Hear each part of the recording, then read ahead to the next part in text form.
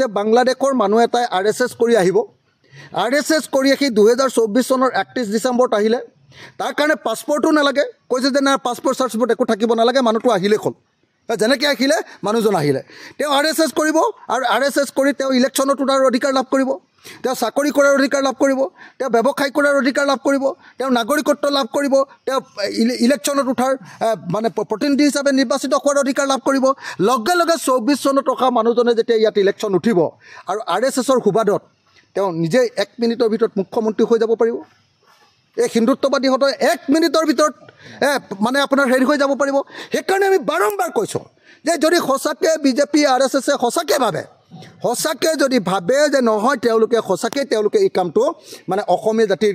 খিলঞ্জীয়াৰ হাতত অধিকাৰ থাকিব লাগিব তেতিয়াহ'লে এইটো কাম কেনেকৈ কৰিব পাৰে আপোনালোকে নিজে কওক আজিৰ দিনটো 24 চনৰ 31 ডিচেম্বৰ আগতে অহা মানুহজন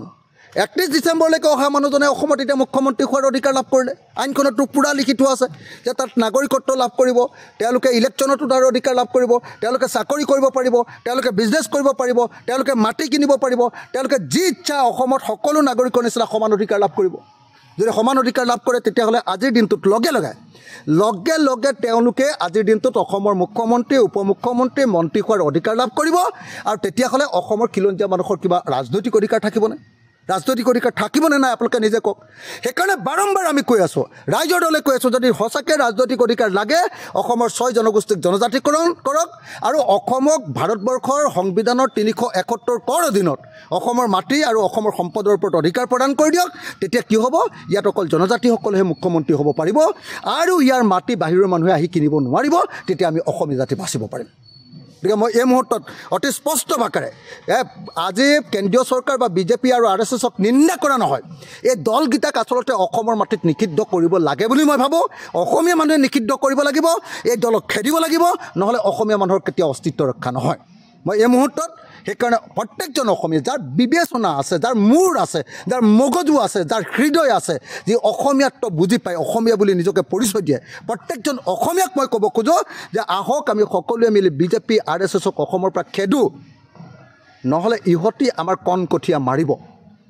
হয় সিহঁতি থাকিব নহ'লে অসমীয়া জাতি থাকিব সেইকাৰণে আহক সকলোৱে মিলি এইবাৰ 2024 চনৰ 31 ডিচেম্বৰলৈকে অসমত বাংলাদেশীক নাগৰিকত্ব দিয়াৰ এই যি আইন আনিছে এই আইনখন নাকচ কৰিবৰ কাৰণে সমস্বৰে চিঞৰিবৰ কাৰণে সমস্বৰে প্ৰতিবাদ কৰিবৰ কাৰণে সমস্বৰে ৰাজপথলৈ ওলাই আহিবৰ কাৰণে মই সমগ্ৰ অসমবাসী ৰাইজক আহ্বান জনাইছোঁ আৰু যিবিলাক দল সংগঠনে বহুত কথা কৈ আছিলে কা আন্দোলনৰ বিৰোধিতা কৰিছিলে শিল্পীসকলে কৰিছিলে বিভিন্ন সংগঠন আজিকালিতো আৰু অসমত দেশপ্ৰেমিক সংগঠনৰ অভাৱ নাই এই একদম তেওঁলোকে সকলোৱে অনবৰতে অস্ত্ৰ লৈ একদম কি কয় আমাৰ হেন্দাংখনে দাঙি লয় চববিলাক সেই হেনাবিলাক এতিয়া ক'ত যায় সেইবিলাকো দেখা যাব কি হয় ক'ত যায় কোন পানী ক'ত যায় এইবিলাক চব দেখা যাব এইবাৰ যেহেতু নাগৰিকত্ব পাইছে কি ক'ব মানে আপোনালোকে নিজে ভাবক অসমত আহি যদি কা আইনৰ অধীনত নাগৰিকত্ব বিচাৰি দিয়ে তেতিয়াহ'লে তাৰমানে সিহঁতি বাংলাদেশী বুলি গম পাব আৰু সেইকাৰণে সিহঁতি বিচাৰি আছে যে নাই এইটো একদম মানে আহিলেই পাই যোৱা এতিয়া 24লৈকে হৈ গ'লতো এতিয়া আহিলেই পাই যাব তাৰপিছত আৰু এতিয়া নাগৰিকত্ব পাব আৰু নাগৰিকত্ব যে কাক দিব সেইটো কি আমাক জনাই থাকিব নেকি ভাৰত চৰকাৰে জনাব নেকি কেইজনক নাগৰিকত্ব দিলে আমাক জনাব নেকি সেইটো জনোৱাটো অধিকাৰ কি কয় আমাৰ অধিকাৰ আছে নেকি যে কাক নাগৰিকত্ব দিলে জনাই দিয়া বুলি সেইটোতো কোনেও গম নাপায় কাক দি দিলে গতিকে এইটো এটা ভয়ংকৰ ঘটনা হৈ গ'ল এতিয়া এই বিদেশীবিলাক হিন্দু বাংলাদেশীবিলাকে এতিয়া অসমৰ ভাগ্য নিয়ন্তা হ'ব গতিকে মই সকলোকে ইয়াৰ বিৰুদ্ধে প্ৰতিবাদ সাব্যস্ত কৰিবলৈ আহ্বান জনাইছোঁ